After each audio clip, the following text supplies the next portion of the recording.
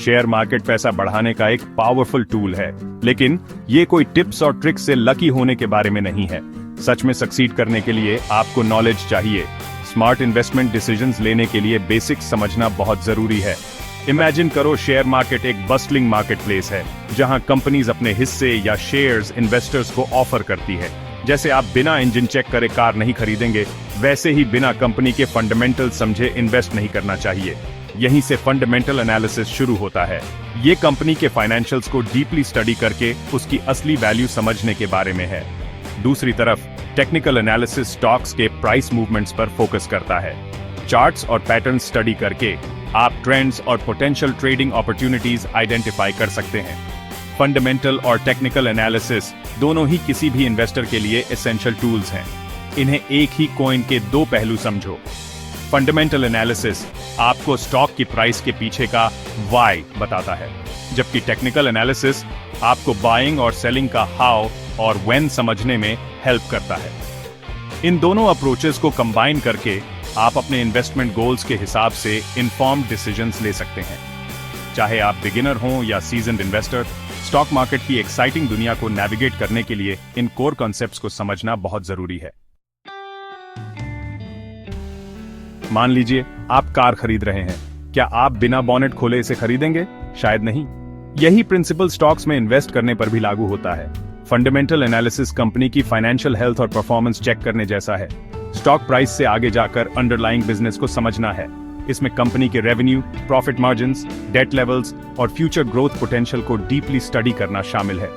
इन factors को study करके आप समझ सकते हैं कि मार्केट में कंपनी ओवर वैल्यूड है या अंडर वैल्यूड। इसे ऐसे समझो, आप कंपनी की इंट्रिंसिक वैल्यू डिटरमिन करने की कोशिश कर रहे हैं। Strong financials, solid track record और प्रॉमिसिंग फ्यूचर वाली कंपनी वीक फंडामेंटल्स वाली कंपनी से बेटर इन्वेस्टमेंट होगी, चाहे उसकी करंट स्टॉक प्राइस कुछ भी हो।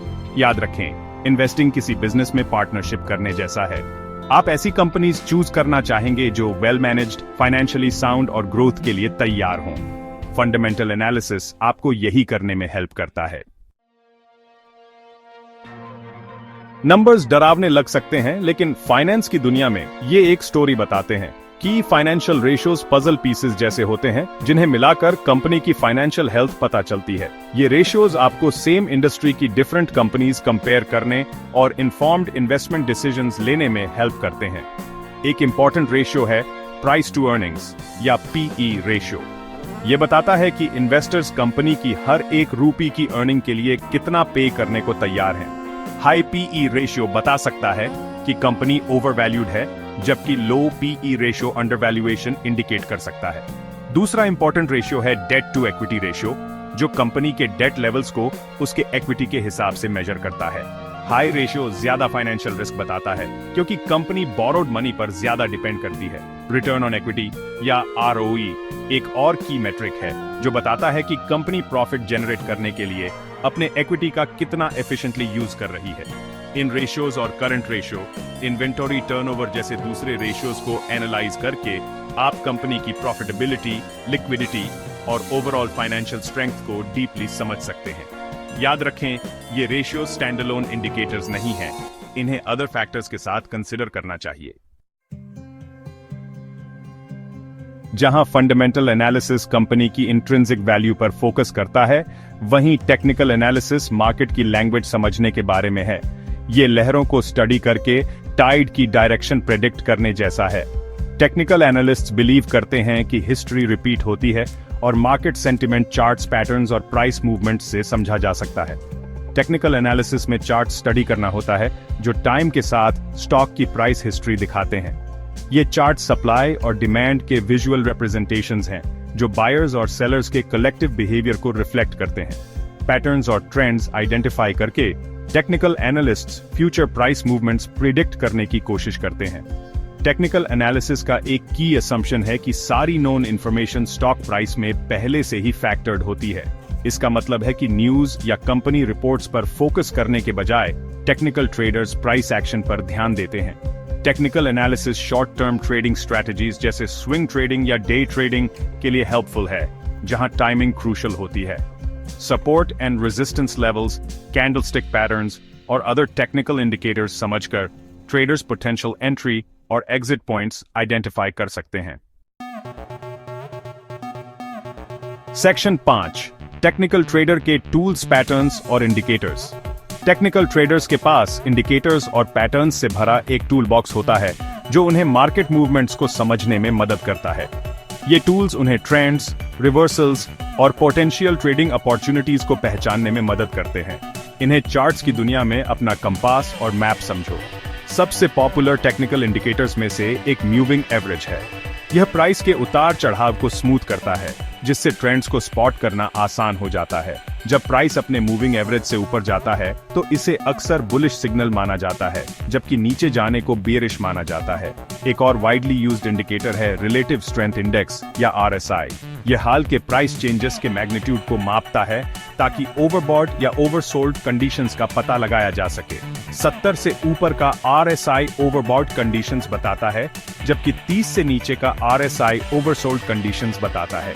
कैंडलस्टिक पैटर्न्स जैसे डोजी या हैमर मार्केट सेंटीमेंट के बारे में विजुअल क्लूज देते हैं। ये पैटर्न्स जो स्टॉक के ओपनिंग, क्लोजिंग, हाई और लो प्राइस से बनते हैं, ट्रेंड्स में पोटेंशियल रिवर्सल्स या कंटिन्यूएशन का संकेत दे सकते हैं। इन इंडिकेटर्स और पैटर्न्स को सपोर्ट और रेजिस्टेंस लेवल्स, वॉल्यूम एनालिसिस और दूसरे टेक्निकल टूल्स की समझ के साथ कंबाइन करके ट्रेडर्स ट्रेडिंग स्ट्रेटेजीज डेवलप कर सकते हैं जो उनके रिस्क टॉलरेंस और मार्केट आउटलुक के साथ अलाइन करती हैं। सेक्शन 6, अपनी एनालिसिस स्टाइल ढूंढना, लॉन्ग टर्म बनाम शॉर्ट टर्म। जैसे हर इन्वेस्टर अलग होता है, वैसे ही एनालिसिस का उनका अप्रोच भी अलग होता है। फंडामेंटल और टेक्निकल एनालिसिस या दोनों के कॉम्बिनेशन में से चुनना आपके इन्वेस्टमेंट गोल्स, टाइम होराइजन और रिस्क एपेटाइट पर डिपेंड करता है। अगर आप लॉन्ग टर्म इन्वेस्टर हैं जो ग्रेजुअली वेल्थ बिल्ड करना चाहते हैं, तो फंडामेंटल एनालिसिस आपका कॉर्नरस्टोन होना चाहिए। स्ट्रॉन्ग फंडामेंटल्स वाली कंपनीज आइडेंटिफाई करने पर फोकस करें और शॉर्ट टर्म मार्केट फ्लक्चुएशन से बचते हुए अपने इन्वेस्टमेंट्स को लॉन्ग टर्म के लिए होल्ड करें। जो लोग एक्टिव ट्रेडिंग अपॉर्चुनिटीज चाहते हैं, उनके लिए टेक्निकल एनालिसिस गाइड कर सकता है। टेक्निकल एनालिसिस स्विंग ट्रेडिंग या डे ट्रेडिंग के साथ अलाइन करता है, जहां गोल शॉर्ट टर्म प्राइस मूवमेंट से फायदा उठाना है। लेकिन याद रखें कि दोनों अप्रोचेस की अपनी लिमिटेशंस हैं। फंडामेंटल एनालिसिस के लिए पेशेंस और लॉन्ग टर्म पर्सपेक्टिव चाहिए, जबकि टेक्निकल एनालिसिस के लिए डिसिप्लिन, रिस्क मैनेजमेंट और टेक्निकल इंडिकेटर्स की डीप अंडरस्टैंडिंग चाहिए। की ये है कि एक ऐसा अप्रोच ढूंढें जो आपको सूट करे और आपके इन्वेस्टमेंट स्टाइल को कॉम्प्लीमेंट करे। कई सक्सेसफुल इन्वेस्टर्स दोनों मेथड्स का ब्लेंड यूज करते हैं। स्टॉक सिलेक्शन के लिए फंडामेंटल एनालिसिस और एंट्री और एग्जिट पॉइंट्स की टाइमिंग के लिए टेक्निकल एनालिसिस इनकॉर्पोरेट करते हैं। सेक्शन 7, कॉमन पिटफॉल्स से बचना, जाल में न फंसें। शेयर मार्केट लुभावना हो सकता है, लेकिन यह पिटफॉल्स से भी भरा है जिससे महंगी गलतियां हो सकती हैं। इन कॉमन ट्रैप्स के बारे में अवेयर होकर आप इमोशनल डिसीजंस लेने से बच सकते हैं और अपने इन्वेस्टमेंट्स को प्रोटेक्ट कर सकते हैं। सबसे बड़ी गलतियों में से एक है सिर्फ न्यूज हेडलाइंस या अनरिलायबल सोर्सेज के टिप्स पर डिपेंड करना।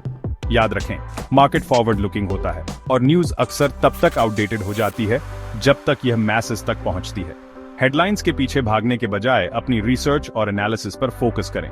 दूसरा पिटफॉल है ब्लाइंडली हर्ड फॉलो करना। सिर्फ इसलिए कि हर कोई एक पार्टिकुलर स्टॉक खरीद रहा है, इसका मतलब यह नहीं कि यह एक अच्छा इन्वेस्टमेंट है। अपनी रिसर्च और रिस्क टॉलरेंस के आधार पर अपनी इन्वेस्टमेंट स्ट्रेटजी डेवलप करें और इमोशंस को अपने डिसीजंस डिक्टेट न करने दें। मार्केट हाइप या पैनिक में न फंसें। मार्केट सिक्लिकल होता है और हमेशा यूपीएस एंड डाउन्स रहेंगे। फियर या ग्रीड को अपने जजमेंट पर हावी न होने दें। अपने इन्वेस्टमेंट प्लान पर स्टिक करें और शॉर्ट टर्म मार्केट फ्लक्चुएशंस के आधार पर इंपल्सिव डिसीजंस न लें। याद रखें, इन्वेस्टिंग एक मैराथन है, स्प्रिंट नहीं। पेशेंस, डिसिप्लिन और long term perspective stock market को सक्सेसफुली नेविगेट करने के लिए की हैं। सेक्शन 8, रिसर्च और लॉजिक का महत्व, सफलता की कुंजी। इन्वेस्टिंग की दुनिया में नॉलेज आपकी सबसे वैल्यूएबल एसेट है। अपनी मेहनत की कमाई इन्वेस्ट करने से पहले टाइम निकालकर रिसर्च करें और उन कंपनीज और मार्केट्स को समझें जिन पर आप विचार कर रहे हैं। क्रेडिबल सोर्सेज ऑफ इंफॉर्मेशन जैसे company financial statements, reputable financial news websites और इंडिपेंडेंट रिसर्च रिपोर्ट्स पर रिलाई करें। रूमर्स, हियरसे या सोशल मीडिया टिप्स पर अपने इन्वेस्टमेंट डिसीजंस बेस न करें। इंफॉर्मेशन गैदर करने के बाद उसे क्रिटिकली एनालाइज करें। सिर्फ किसी और की ओपिनियन पर रिलाई न करें। कंपनी के फाइनेंशियल्स, उसके कंपेटिटिव लैंडस्केप और उसके ग्रोथ प्रोस्पेक्ट्स की अपनी अंडरस्टैंडिंग डेवलप करें। याद रखें, इन्वेस्टिंग में रिस्क होता है और प्रॉफिट की कोई गारंटी नहीं होती। थरो रिसर्च करके, साउंड लॉजिक यूज करके और इमोशनल डिसीजन से बचकर आप अपना रिस्क मिनिमाइज कर सकते हैं और सक्सेस के चांसेस बढ़ा सकते हैं। सेक्शन 9, निष्कर्ष। स्मार्ट इन्वेस्टिंग का आपका सफर। शेयर मार्केट आपकी वेल्थ बढ़ाने का एक रिवॉर्डिंग जरिया हो सकता है, लेकिन इसके लिए नॉलेज, पेशेंस और डिसिप्लिन्ड अप्रोच चाहिए। फंडामेंटल और टेक्निकल एनालिसिस आपका कंपास और मैप है, जो आपको मार्केट की कॉम्प्लेक्सिटीज में गाइड करते हैं। याद रखें, इन्वेस्टिंग जल्दी रिच होने के बारे में नहीं है। यह इन्फॉर्म्ड डिसीजंस लेने, रिस्क मैनेज करने और अपने लॉन्ग टर्म फाइनेंशियल गोल्स के प्रति कमिटेड रहने के बारे में है। बेसिक समझकर, कॉमन पिटफॉल्स से बचकर और सीखने की माइंडसेट अपनाकर आप एक सक्सेसफुल इन्वेस्टिंग जर्नी शुरू कर सकते हैं। अपने इन्वेस्टिंग जर्नी कंटिन्यू करते हुए जरूरत के हिसाब से अपनी स्ट्रैटेजीज अडेप्ट करते रहें, मार्केट ट्रेंड्स के बारे में इन्फॉर्म्ड रहें और सीखना कभी बंद न करें। इन्वेस्टिंग की दुनिया कॉन्स्टेंटली इवॉल्व हो रही है और जो लोग कंटिन्यूअस लर्निंग अपनाते हैं वे सक्सेस के लिए सबसे बेहतर पोजीशन में होते हैं।